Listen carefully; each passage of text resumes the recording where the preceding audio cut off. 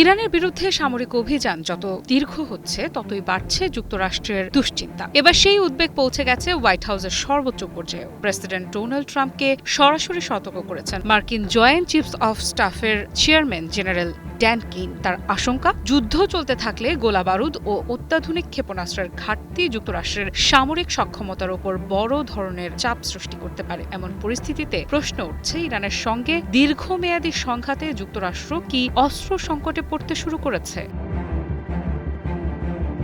বার্তা সংস্থা অ্যাসোসিয়েটেড প্রেসকে দেয়া এক সাক্ষাৎকারে এক মার্কিন কর্মকর্তা নিশ্চিত করেছেন প্রেসিডেন্ট ট্রাম্পকে এই উদ্বেগের বিষয়টি জানানো হয়েছে। সেই কর্মকর্তার ভাষ্য, ইরানের বিরুদ্ধে চলমান সামরিক অভিযানে বিপুল পরিমাণ প্রতিরক্ষা ও আক্রমণাত্মক ক্ষেপণাস্ত্র ব্যবহার করতে হচ্ছে। এর ফলে গুরুত্বপূর্ণ অস্ত্র ভাণ্ডারের মজুদ আগের তুলনায় অনেক দ্রুত কমে আসছে, যা ভবিষ্যতের সামরিক প্রস্তুতির জন্য উদ্বেগ তৈরি করছে।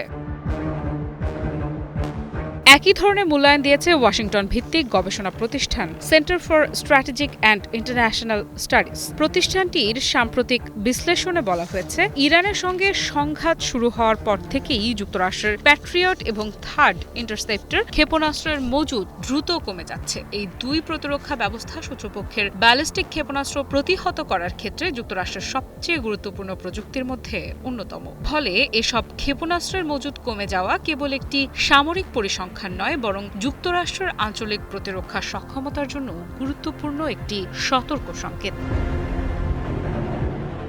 বিশ্লেষণে আরও বলা হয়েছে, মধ্যপ্রাচ্যের এই সংঘাত যদি দীর্ঘ সময় ধরে চলতে থাকে তাহলে অস্ত্রের এই ঘাটতি আরও প্রকট আকার ধারণ করতে পারে। বিশেষ করে মধ্যপ্রাচ্যে মোতায়েন থাকা মার্কিন সেনা, সামরিক ঘাঁটি এবং গুরুত্বপূর্ণ প্রতিরক্ষা স্থাপনাগুলো আগের চেয়ে বেশি ঝুঁকির মুখে পড়তে পারে। কারণ পর্যাপ্ত প্রতিরক্ষা ক্ষেপণাস্ত্র না থাকলে সম্ভাব্য হামলা প্রতিহত করা কঠিন হয়ে উঠবে এবং যুক্তরাষ্ট্রকে সামরিক কৌশল পুনর্বিবেচনা করতেও বাধ্য হতে পারে।